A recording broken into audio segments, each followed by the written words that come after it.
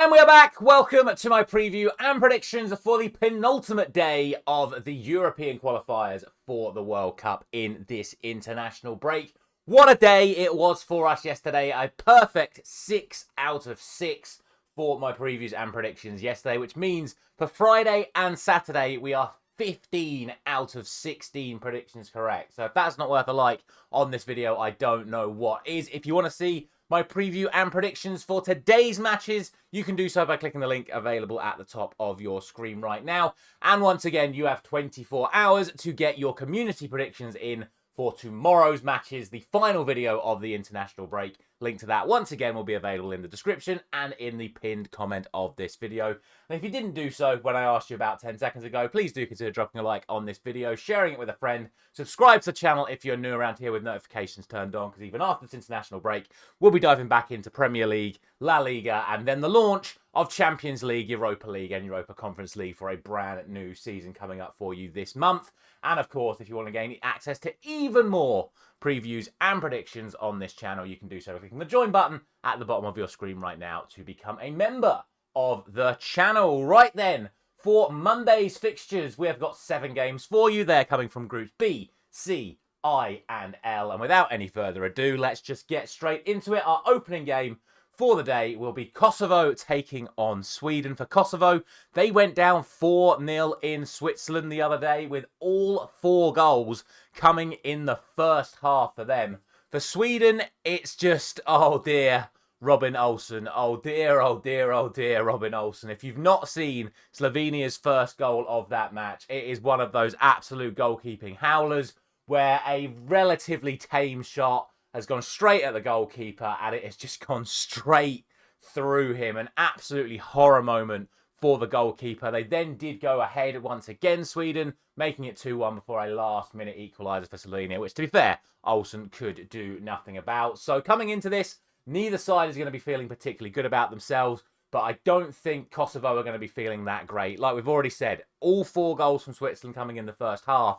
But what's really concerning for Kosovo is, despite the fact that the Swiss basically just eased up in the second half, Kosovo could still only manage 1 shot on target in the entirety of the 90 minutes. So it's not looking great for them. I honestly don't think it's looking much better for Sweden either. Yes, they probably would have won the game if it wasn't for that Olsen mistake, but they didn't actually create that much in the 90 minutes. Basically, their 2 big chances of the game were their 2 goals, and other than that, they didn't really create anything of significance. In terms of the team news coming into this, no fresh injury concerns for either side as far as I can tell. Obviously, the big news from the Sweden game was there was no Alexander Isak for their opening match. Is he going to get some minutes in this one here? Will they see him rejoin Gyökeres in that attacking line, given essentially how poor they were creating chances against Slovenia the other night? Personally, I think this is Sweden's game to lose. These 2 sides last met in World Cup qualifying again 4 years ago, and on that occasion, both games ended 3-0 to Sweden. So I would still have Sweden as the strong favourites of this one, but I do think it's going to be a little bit closer than what some people might suggest. I'm going to go for a 2-1 victory to the Swedes, but it wouldn't surprise me to see them win it 3 or 4 if they can get things going, as we know that they can. The other game in the group then is, of course, Switzerland taking on Slovenia. And for the Swiss, it was all about the newly transferred players in their squad. Inter Milan's new centre-back, Manuel Akanji, getting the opening goal. 2 goals for Rennes' new striker, Breel Mbermo, and it was Nottingham Forest's new signing, Njoy, who popped up with 2 assists along the way as well. Like we said, they cruised in the end, 4 goals in the first half, and then a nice, comfortable second half for them. For Slovenia, like I said, I'd argue they were a little unlucky with the draw, but also a little lucky with the draw when you consider how that first goal for them went in. But take nothing away from their second goal. Absolutely brilliantly worked, and an unbelievable finish from their substitute forward, who could be pushing for a star after that coming into this. What's interesting about this game is that both of these sides are unbeaten in 2025 so far. So good pedigree for both of them coming into this, although you would say that the Swiss are the side with a little bit extra momentum when you look at the sort of calibre of opposition they have beaten along the way this year, especially when you look at the friendlies, beating all of the top sides in North America over the course of the last few months. Personally, I would definitely have Switzerland as the favourites for this one. In terms of the team news coming into this, again, wouldn't say there were any significant injury concerns coming into it. No suspensions as well. So we're just going on face value because there's not really any significant head-to-head record to look at for you either. The last time these two sides met was 10 years ago, 2015. But that said, all of Granit Xhaka, Ricardo Rodriguez, and an 18-year-old Breel Mbeumo played for Switzerland that day. The Swiss did come out on top in that game. I am going to go for the Swiss to come out on top in this one as well. I'm going for a 3-1 victory to the Swiss. I could see it being a little bit closer. Slovenia are a relatively good side on their day, as they proved against Sweden the other night. But I do think with Switzerland at home, they should be taking this one fairly comfortably. On to Group C then, and it was two very contrasting games in Group C. On Friday night, we had Belarus and Greece, which ended in a 5-1 victory to the Greeks. And then we had Scotland and Denmark, which was a goalless draw, where in the entirety of the match, there was only 3 shots on target. 2 from Denmark and 1 from Scotland. So very, very, very different styles of matches that we got on Friday night. Let's see how it's going to pan out here as we start off with Belarus taking on Scotland. To be honest, for Belarus, this is going to be a really, really tough game for them. When I watched the highlights from their game against Greece, the glaring issue for me was how disorganised they were in defence. Don't get me wrong, the Greeks scored some very good goals in that match, but some of the defensive organisation, the decision-making, the goalkeeping as well, it was just absolute chaos in defence, and it was very, very easy for the Greeks to get their goals. And for Scotland, sure, they did struggle against Denmark, but defensively they were absolutely solid. And despite the 26% possession, they still created a couple of chances as well. Well, one decent save from Kasper Schmeichel from a Denmark perspective, but they did have a couple of other chances that ended up going wide. Even Belarus's goal against Greece was a little bit debatable because it was a very, very dodgy penalty decision where the Greek defender has his hands behind his back like they do and then sort of leans into it and it just sort of clips the side of his arm, and they gave them a penalty which they scored. So even Belarus's goal, you wouldn't really say they earn, shall we say. So realistically, I don't see Belarus scoring in this game against a Scotland defence that kept the Danes out fairly comfortably. And with the attacking quality that Scotland do have on their day, ultimately they should be coming out on top. No fresh injury or suspension concerns coming into this for either side, and no head-to-head record at all to speak of in the last few years. So I am just going to go for a comfortable Scotland victory, and I'm going to go for a 3-0 victory for them. Then we have what is, in my opinion, by far the most difficult prediction of the day, and one that could have massive ramifications for who ends up qualifying for America in a few months' time. We have Greece and we have Denmark. As we now know, Greece topped the group after their 5-1 victory. Denmark and Scotland both on 1 point after their draw. And a reminder that only one of these 4 teams will qualify automatically and only one will get into the playoffs. So if Greece can get the victory here, get onto 6 points and leave Denmark down on 1, it's a real good opportunity for them coming into the next international break in a couple of months' time.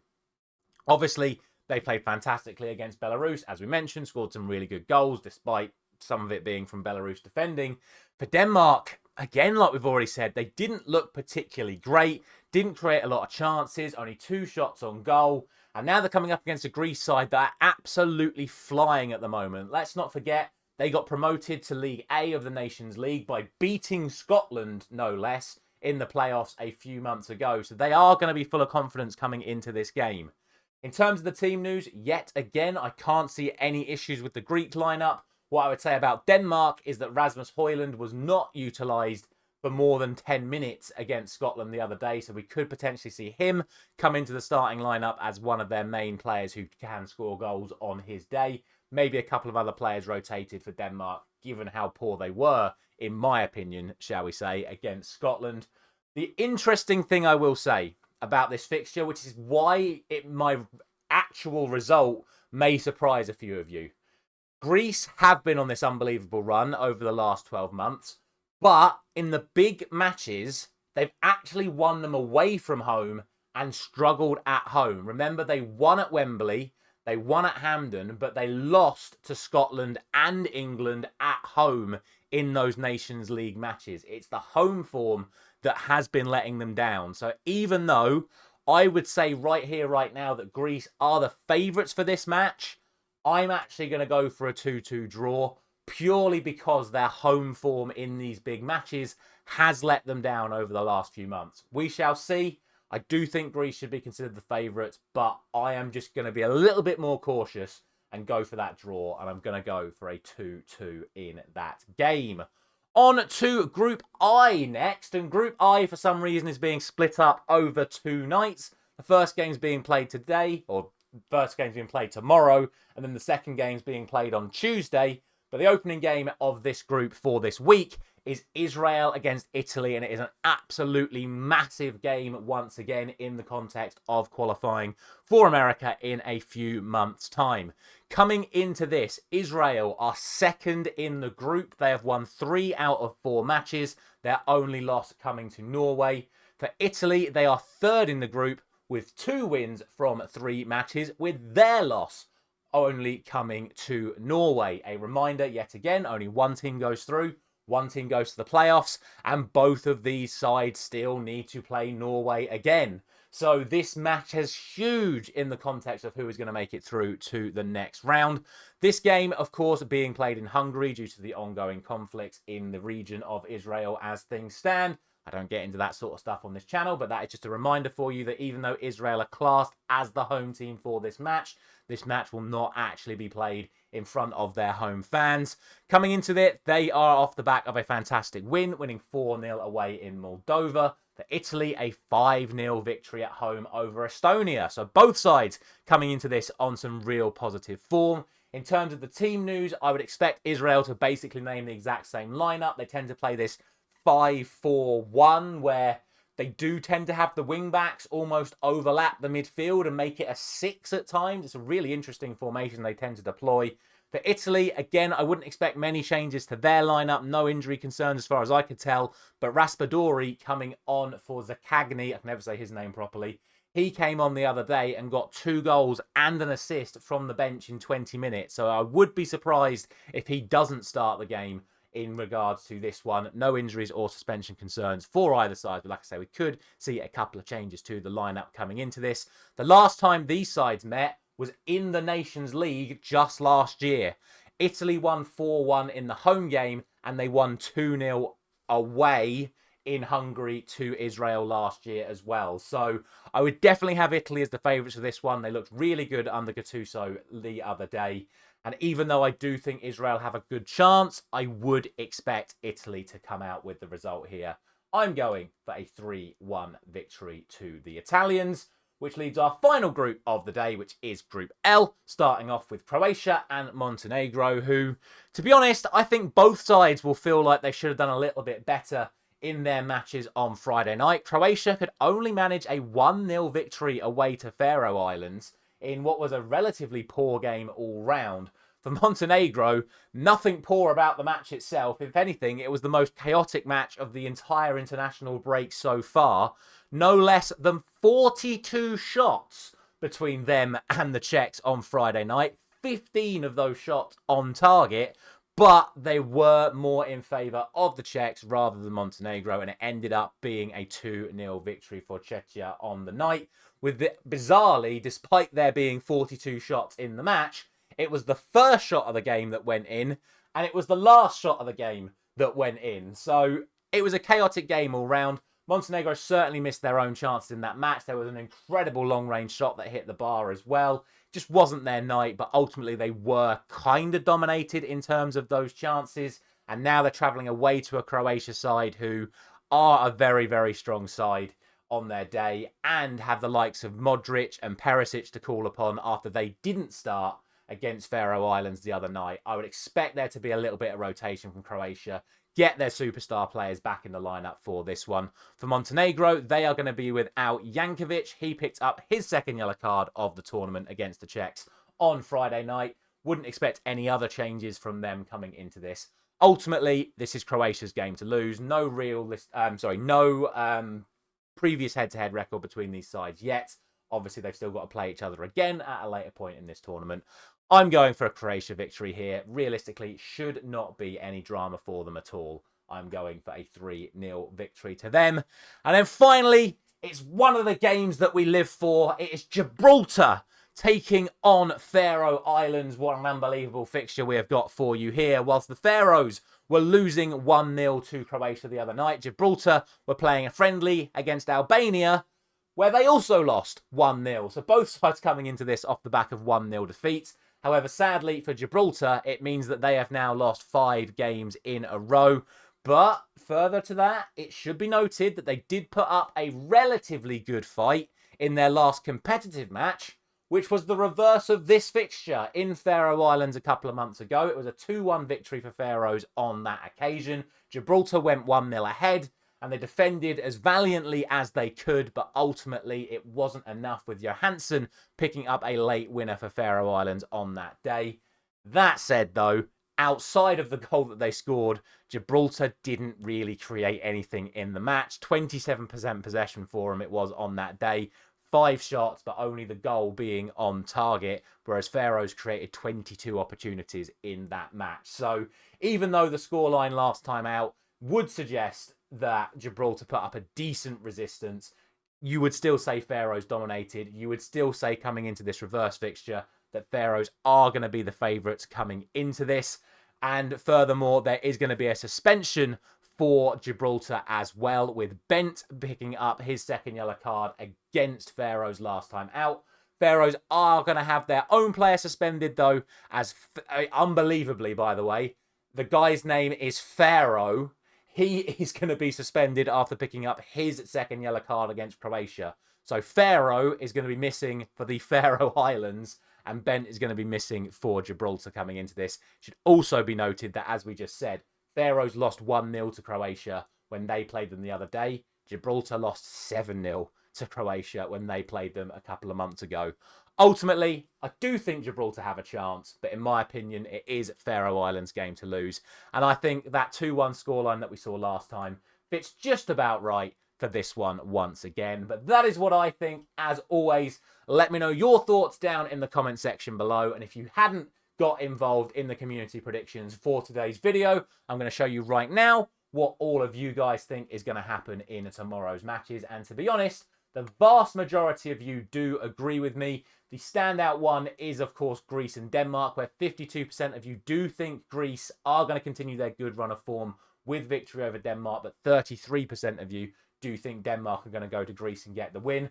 Again, the one that surprises me the most is 88% of you think Sweden are going to beat Kosovo. The highest percentage of the day is Sweden to beat Kosovo. I know Kosovo lost 4-0 to Switzerland, but I don't know. Maybe I'm completely overhyping Kosovo. Maybe I'm completely underrating Sweden's performance the other night, but I do think that one's going to be close. But we shall see. That's what you guys are thinking. Sweden, Switzerland, Scotland, Greece, Italy, Croatia, and Faroe Islands. And that is what I think is going to happen with those 7 games taking place tomorrow.